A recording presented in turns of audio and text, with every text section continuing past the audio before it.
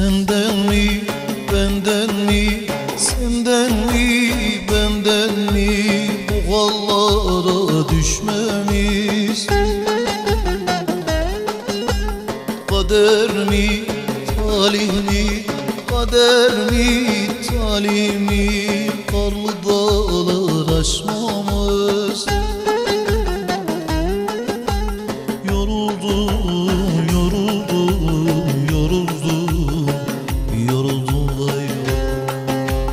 Yolcuyum ya yolum yok, tutacak bir dalım yok.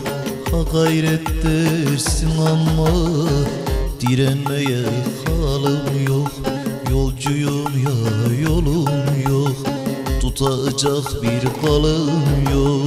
Ha gayret dersin ama direnmeye halim yok.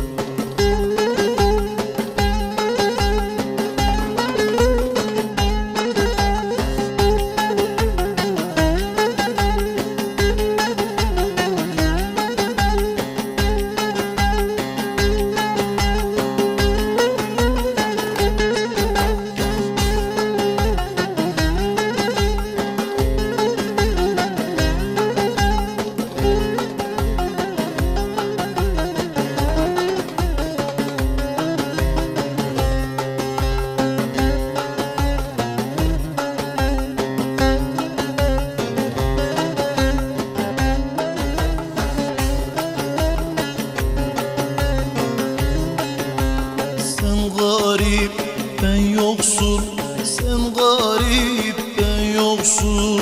Gel bana usul usul. Altın yere düşse, altın yere düşse değişmez derler asıl. Yoruldum, yoruldum, yoruldum, yoruldum vay vay. Yolcuyum ya yolum yok, tutacak bir dalım yok. Ha gayret dersin ama direnmeye halim yok. Yolcuyum ya yolum yok, tutacak bir dalım yok. Ha gayret